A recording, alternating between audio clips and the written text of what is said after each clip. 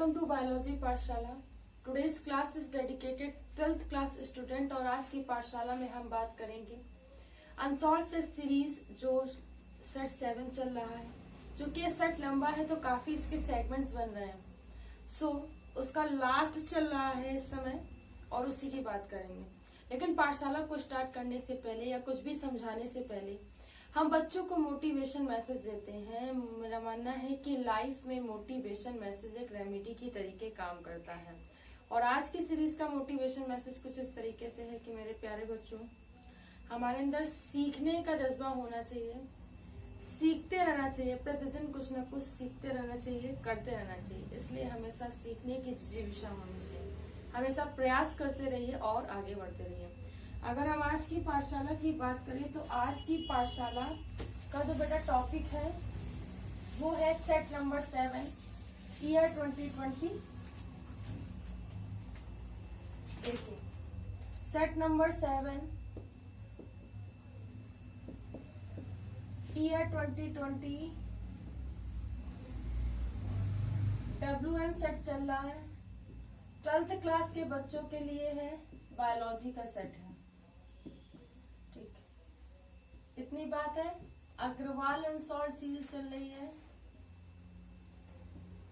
ये सबको पता होना चाहिए। इतनी बात हमने बता दी, कर कोई बच्चा नया देख रहा होगा तो उसको पता चल जाएगा। लास्ट क्वेश्चन आपसे पूछा गया, अनुवांशिक कूट के निबंध तक हम लोग पहुंच गए थे। अब आपसे पूछा गया है कि पारिस्थितिकी तंत्र में ऊर्जा के प्रभाव की व्याख्या कीजिए। देखिए पारिस्थितिकी तंत्र में ऊर्जा का प्रभाव होता कैसे है। ऊर्जा का प्रभाव, देखिए जो ऊर्जा का प्रवाह है, हम जानते हैं कि ऊर्जा का सर्वोत्तम स्रोत क्या होता है, सूर्य। हम जानते हैं कि ऊर्जा का सर्वोत्तम स्रोत होता है सूर्य, और कभी भी कोई भी जो ऊर्जा होती है वो हमेशा उच्च ऊर्जा से निम्न ऊर्जा की ओर ट्रांसफर होती है। ठीक, काफी केसेस में ऐसा देखा जाता है। ठीक है, कुछ केसेस को छोड़ करके ज्यादातर मामलों में जो ऊर्जा का प्रवाह होता है वो उच्च ऊर्जा से निम्न ऊर्जा की ओर होता है। अगर हम पारिस्थितिकी तंत्र की बात करें तो पारिस्थितिकी तंत्र में क्या होता है कि जो सर्वोत्तम ऊर्जा का स्रोत है सूर्य, ठीक है, और ये जो सूर्य होता है, ठीक है, मान लीजिए सूर्य चाचा है, ठीक है, डायग्रामेटिक भी समझ लीजिए, बनाने की जरूरत नहीं। सूर्य ऊर्जा का सर्वोत्तम स्रोत होते हैं, ठीक है।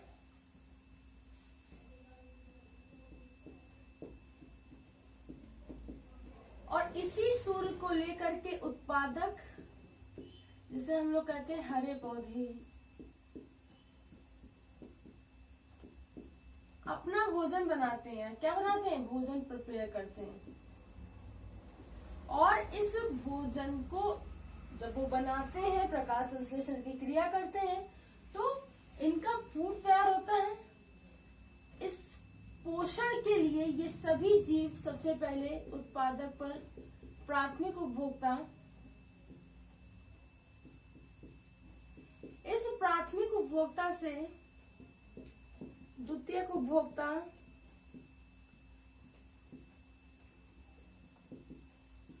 जो प्राथमिक उपभोक्ता पे भी निर्भर होंगे और पौधों पर भी निर्भर होंगे। फिर तृतीयक उपभोक्ता बच्चों, देखिए इसमें जो ऊर्जा का प्रभाव होगा, ये जो ऊर्जा का बेटा प्रभाव होगा बच्चों, ऊर्जा का प्रभाव, अगर हम इसे पोषक स्तर का प्रभाव कहते तो भी गलत नहीं होगा। पोषक स्तर का प्रभाव, पोषक स्तर का प्रभाव उच्च ऊर्जा से निम्न ऊर्जा की ओर होगा। कहाँ होगा? निम्न ऊर्जा की ओर होगा। और ये तृतीयक से जैसे ही चतुर्थक में जाएगा, या हम ये कहें चतुर्थक तृतीयक, बात एक ही होती। कुछ पारिस्थितिकी तंत्र में चतुर्थक को अलग रखा गया है, लेकिन होती एक ही बात है। ठीक है, फिर ये जाएंगे अपघटक तक। कहा जाता है अपघटक तक? जो डेड एंड डिके मटेरियल होते हैं, सड़े गले मृत अकार्बनिक जो पदार्थ होते हैं। तो कुल मिलाकर के अगर हम इसकी परिभाषा बनाएं तो कुछ इस तरीके से बनती है कि पारिस्थितिकी तंत्र में विभिन्न प्रकार के जीवों में पोषक स्तर का प्रभाव हमेशा उच्च ऊर्जा से निम्न ऊर्जा की ओर होता है। इसे ही क्या कहते हैं, ऊर्जा का प्रवाह कहते हैं। हमने क्या बोला, किसी भी पारिस्थितिकी तंत्र में जीवधारियों में पोषक स्तर का प्रभाव उच्च ऊर्जा स्तर से निम्न ऊर्जा स्तर की ओर होता है। इसी को ही ऊर्जा का प्रवाह कहते हैं। इसमें सर्वोत्तम ऊर्जा का स्रोत सूर्य होता है और ये सूर्य जो होता है ये सभी को एनर्जी प्रोवाइड करता है। उत्पादक सूर्य के प्रकाश की उपस्थिति में प्रकाश संश्लेषण करके भोजन बनाते हैं। उत्पादक क्या होते हैं, उत्पादक देने वाले होते हैं और प्राथमिक उपभोक्ता क्या करेंगे, ठीक है। जितने शाकाहारी जंतु होते हैं प्राथमिक उपभोक्ता में आते हैं और शाकाहारी जंतुओं में साग वगैरह खाने की क्या होती है, पोषण विधि होती है, उसके आधार पर ये अपना भोजन करते हैं। द्वितीयक उपभोक्ता, प्राथमिक उपभोक्ता और उत्पादक दोनों पर होंगे, ठीक है। तो ये ज्यादातर शाकाहारी मांसाहारी दोनों होते हैं, ठीक है। तो ये इस तरीके से करेंगे। सर्वाहारी होते हैं और ये भी चतुर्थक भी सर्वाहारी होते हैं, यानी कि मांसाहारी शाकाहारी दोनों होते हैं, ठीक है। ज्यादातर मांसाहारी टॉप कॉम्निवोरस जो होते हैं वो चतुर्थक होते हैं, जैसे शेर हो गया, ठीक है। तो इस तरीके से इसका क्या होता है, ऊर्जा का प्रभाव होता है, ठीक। और ऊर्जा के प्रभाव में हमेशा उच्च ऊर्जा से निम्न ऊर्जा की ओर होता है और इस तरीके से पारिस्थितिकी तंत्र में ऊर्जा का प्रभाव होता है। अगर हम इतनी बात डिटेल में बता देंगे तो हमें नंबर मिल जाएंगे। हमेशा जो एनर्जी होती है हम लिंडमान के 10% के नियम से भी इसे समझा सकते हैं कि जो एनर्जी होगी, जैसे मान लीजिए ये 1000 है एनर्जी है तो बचेगी फिर 100, ठीक है। यहाँ समझा देते हैं इस तरीके से। जैसे मान लीजिए उत्पादक के पास 1000 एनर्जी तो बचेगी 100, इसकी बचेगी 10, 0.1, 0.01, 0.001। तो इस तरीके से ऊर्जा का प्रभाव पोषक स्तर में होता है और इस तरीके से पारिस्थितिकी तंत्र में ये चीजें होती हैं। तो हमें उम्मीद है कि आपको ये समझ में आ गया होगा। आगे देखते हैं।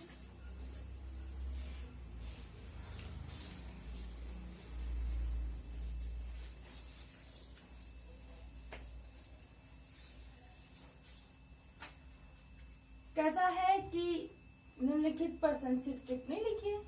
देखिए, संकटाग्रस्त प्रजातियां, संकटाग्रस्त प्रजातियां, देखिए ये संरक्षण से आया हुआ क्वेश्चन है, इस पे आपको टिप्पणी लिखनी है।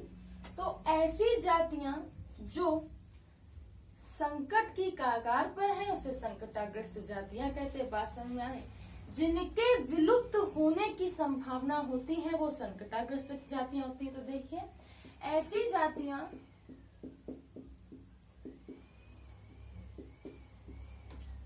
जो संकटाग्रस्त की कगार पर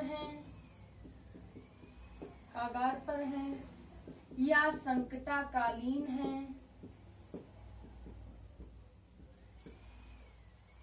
है, उन्हें संकटाग्रस्त जातियां कहते हैं। बात समझ में आ रही? उन्हें संकटाग्रस्त जातियां बेटा कहते हैं। ऐसी जातियों की विलुप्त होने की संभावना होती है, ऐसी जातियों की विलुप्त होने की संभावना होती है। अब किसकी किसकी होती है देख लीजिए, संभावना होती है। 2, 3, 4 के एग्जाम्पल दे दो। जैसे भरतपुर के साइबेरियन पक्षी विलुप्त होने की कगार पे हैं। भरतपुर के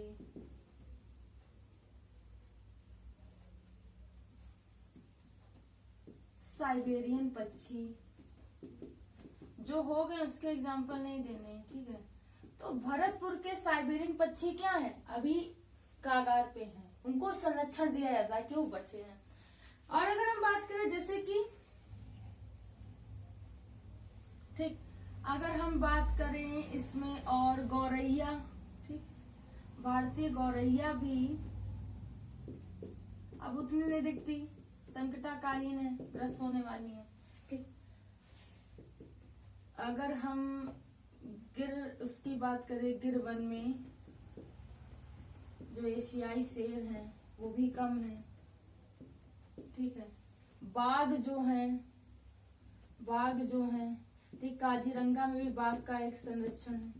ये सब क्या है, ये संकटाग्रस्त जातियां हैं, मतलब संकट की कागार पर है और ये विलुप्त होने वाली है। तो इनके नाम याद रखिएगा कुछ, ठीक है। साइबेरियन पक्षी, भारतीय गौरैया, गिर एशियाई शेर जो होते हैं, ठीक है। बाघ है, काजीरंगा राष्ट्रीय उद्यान जहाँ पे इसका संरक्षण किया जा रहा है, ठीक है। तो आपको एक और क्वेश्चन आना चाहिए इसमें, काजीरंगा राष्ट्रीय उद्यान असम में है, ठीक है। तो खैर ये इससे अलग है, लेकिन आपको याद होना चाहिए। तो ये सारी चीजें आपको पता होनी चाहिए। अगर इतनी बात आप बता दो कि थोड़ा सा डिटेल में बता दो कि भरतपुर के साइबेरियन पक्षी जो आज संकटकालीन है, संकटग्रस्त है, इसलिए इनका संरक्षण आवश्यक है। यही सारी चीजें थोड़ा थोड़ा चेंज करके भारतीय गौरैया, गिर, वन एशियाई, बाघ, काजीरंगा में भी लिख सकते हैं, तो आपको 2.5 मार्क्स मिल जाएंगे। बस समझ में आ रही। उसके बाद देखिए, कह रहा है सहायक जनन प्रौद्योगिकी की विधियों का वर्णन कीजिए। चलिए, ये तो अगर हम देखते हैं, हाँ, सहायक, अब इसमें कुछ स्पेसिफिक तो दिया नहीं गया कि संरक्षण के क्षेत्र पूछ रहे हैं कि किस क्षेत्र पूछ रहे हैं। हम दोनों क्षेत्र बता दे रहे भाई।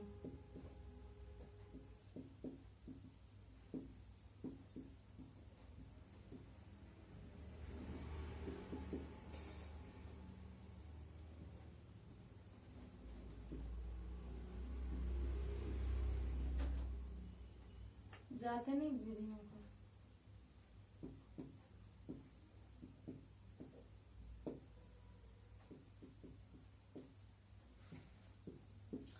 देखिए, जैसे कि सरीसृप के लिए, ठीक है, सरीसृप की जातियों के लिए सहायक प्रजनन केंद्र लखनऊ में और भी सिटीज में है, हैदराबाद वगैरह में। तो वहां पे क्या होता है कि उनके जो सीड कंजर्वेशन अगर हम कर दें, ठीक है, सीड का कंजर्वेशन कर दें, या उनके, ठीक है, एक तो सबसे पहले किसी भी अगर प्लांट के रेफरेंस में सीड कंजर्वेशन कर दें, बीजों को संरक्षित कर दें,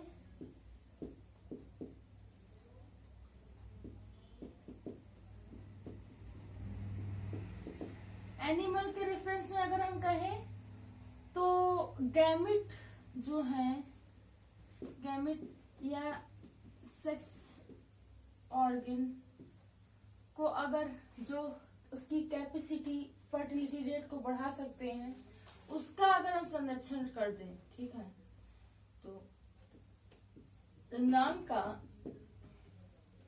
संरक्षित कर दे, तो उससे भी कई जातियां मतलब जैसे कि जो भी जीव है, सरीसृप का भी मैंने एग्जांपल बताया, उनको संरक्षित किया जा सकता है, ठीक है।